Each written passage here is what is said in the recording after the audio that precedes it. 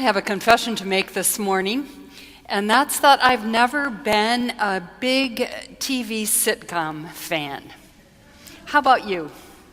Except when I look back at my life, there's two TV sitcoms that I have absolutely loved. I'm going to name my top two, and then maybe you could think about yours. I'd like to hear what your top, or maybe your not so top sitcoms were. I loved MASH, and I watched Cheers. And I think it was because Sam Malone was so cute, and I was at a good age where I needed to see cute men. How about you? Do you have a favorite TV sitcom, something that's kind of been in your mind, or one of those sitcoms that you just love to watch because you got home late that night and it happened to be on? All in the Family, Norman Lear. What was this? Oh, The Cosby Show. Big Bang Theory. Good times. Good Times. Seinfeld. Great. Good. Well, I haven't watched much network TV in my life, but about a year ago, I was traveling on a plane, and after the movie, up comes this sitcom called Modern Family. And I watched the first episode, and it was kind of interesting, and then they ran another one, and I got kind of hooked on the characters, and I became a little intrigued by Modern Family. There are 3 families in this series, if you haven't watched it, all related to each other through the patriarch whose name is Jay. Jay is married for a second time to a gorgeous Colombian woman, Gloria, and has a stepson. Then there are 2 very high-strung and somewhat geeky parents named Phil and Claire, who relate to their teenage children, 3 of them, as if they were pals instead of parents. Finally, there's a gay couple named Cam and Mitchell, who are raising a wise but testy little girl named Lily, who they've adopted. If you look at this scene, it's a modern extended family, and in many ways, all the issues surrounding these 3 families kind of channel the issue of many middle-class American families today. I think that the only issue in this series that they don't deal with well is the issue of money and wealth and power. We're beginning on this day a new series. It's called Modern Family. We'll explore how we are called to navigate the high stresses and pressures of our lives as single, divorced, partnered, married, recently unmarried people. We'll talk about change and transition. We'll talk about raising children. What kind of children do we want to raise, and how do we raise them? We'll discuss making choices and facing new challenges. And also we'll be taking time to look at discerning what it's like to be in relationship with each other in fast-changing times. Now, I imagine there's not a person here today who feels like their family is average or completely normal. If you feel that your family's average or completely normal, you may leave. Or you could stay and figure something new out. Instead of a family tree, many of us these days might better describe what's going on in our families and relationships as bushes, with lots and lots of branches, and those branches extend to other bushes, and those bushes reach out into even more bushes. The whole idea of living in a modern family, I think, asks a primary question: how do I extend myself in relationship to others in ways that make for creativity, for healing, and most importantly, for love and justice? If I look at my own family, as I did when I prepared for this sermon, it's really interesting to me. I live in an extended family. I'm a stepmom, I'm a grandmother, although I wasn't a mother, but now I get to be a grandmother because I'm a stepmother. I also am the matriarch of my own family. I was the oldest child, and when my parents died, I instantly got slapped with that title and with all the rewards and punishments that come with it. If I look at my life, I have people in my life that I relate to as family who are not blood. I have a family of choice, and I have people that I'm responsible for and relate to because, and sometimes only because, we share our relatives and relationships. So our questions over the next weeks are going to be questions about how can we possibly cope with all the changes and transitions that have happened in so many of our families, and how can we seek new ways of relating that go beyond tolerance to acceptance and perhaps even an actual embrace. How can we live with whatever relationships we are a part of, however the matrix of our relationship fans out? And how can we live with forgiveness, with joy, with openness, and hope? We know that living with change is really the rule of families these days. And we also know that change can be difficult. In many of our families, the status quo begins to feel like the norm, and we can be lulled into thinking that this is what life will always look like and will always feel like. But invariably, for all of us, change and transition enter into the picture. An unexpected death, a difficult decision to divorce, a teenager who simply doesn't fit in, or a child who has unique and abundant needs. Many of us find these challenges and changes in our families difficult, to say the least. But one thing that we know and that we realize as we live in our families is that change is a part of a family matrix, and change is here to stay. Our job is to learn not only how to cope, but how to become adept and skilled at living within our systems with resilience and hope. Change, I think, doesn't always happen in the center. It happens almost every time to come in from the edge. We know that change makers almost always enter in from the side of a family relationship and challenge organically what will happen in a family. So let's just take this morning a look at the story of Naomi. Perhaps that book should have been named the Book of Naomi instead of Ruth. Naomi is an ordinary woman. She is married and has 2 sons. Because of a famine in her country, she moves from her homeland, crosses the border into a strange country, into Moab.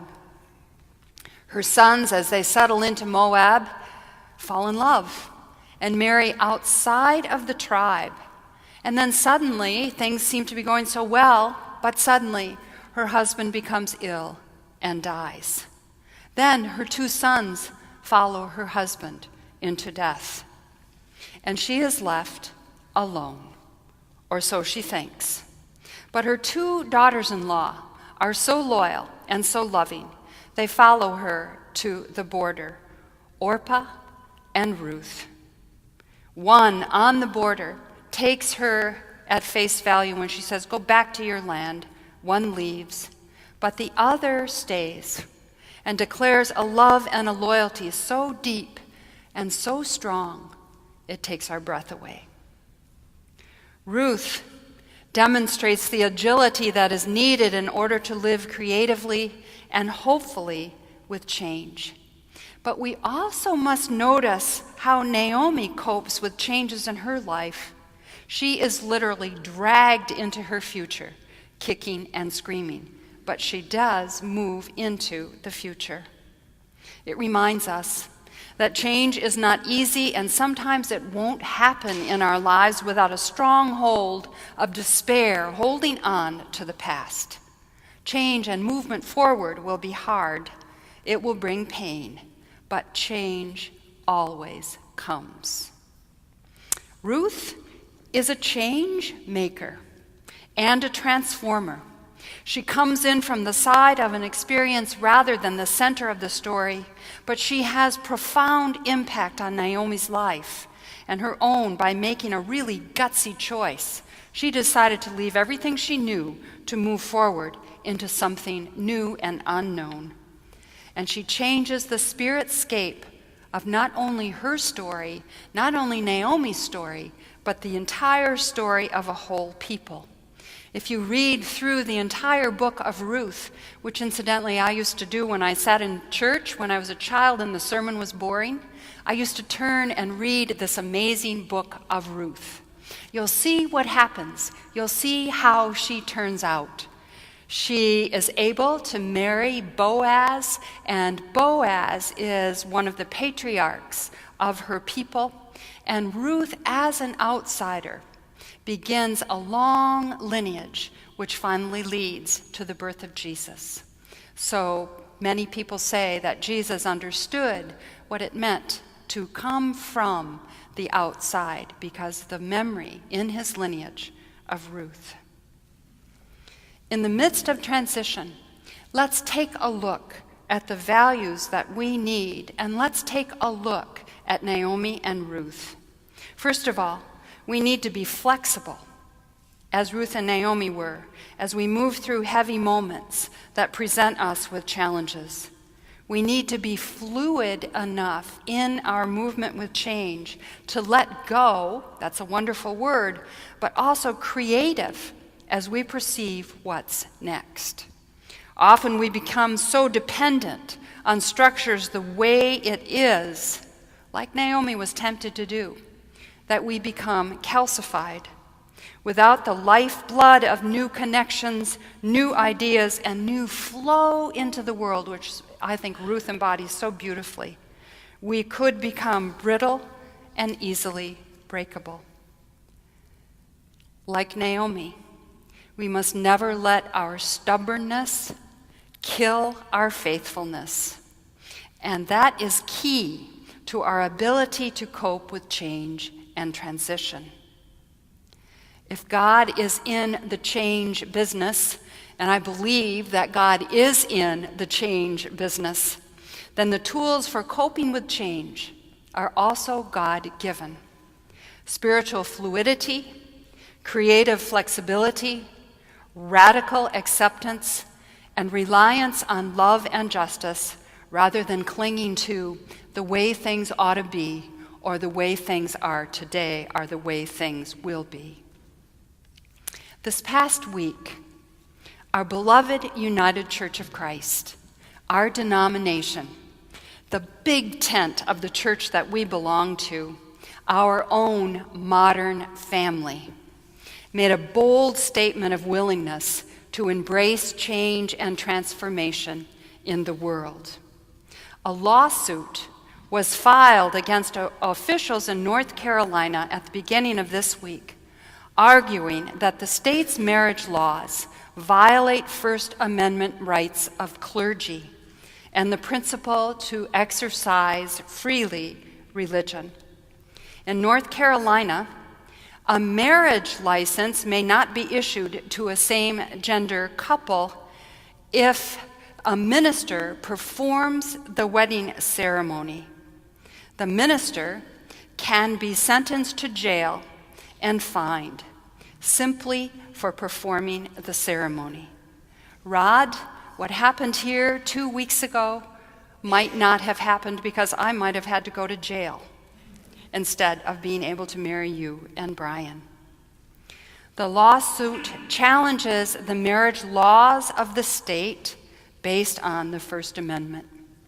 I had the privilege this week to be able to sit next to our denomination's general counsel and our denomination's lawyer at a board meeting, just as the news was going viral and national. Our general counsel, who helped to put this together and helped to make it a reality, commented that the lawsuit is the first to challenge restrictive marriage laws by a denomination. So our denomination becomes the first denomination to be able to challenge these restrictive laws. It's pretty amazing, he said. And then he said, as a side, and it's about time. We UCCs, I think so. The United Church of Christ wants to practice that radical acceptance and a reliance on God for love and justice. And in doing so, we take a prophetic stand. And it is on behalf of every person sitting here in this room. Change comes to every modern family, even the modern family which is our country. It often comes from the edge in the way that the United Church of Christ has come in from the side. And change seeks to transform that which has become a powerful norm. For any change, whether it be in our own life or within our family or within our extended understanding of family, we are called always to lean in to the work of the Holy Spirit in our midst. Like Ruth, we are called not only to bring the spirit of love into our relationships, but in honoring in all relationships of that which is just, honest, and truthful. Let us continue to walk into a new land like Ruth and Naomi, hand in hand. Let's walk into a new land of hope and possibility as truth tellers, change makers, and people who are transformed through God's desire for love and justice in our lives and in the life of the world. Amen.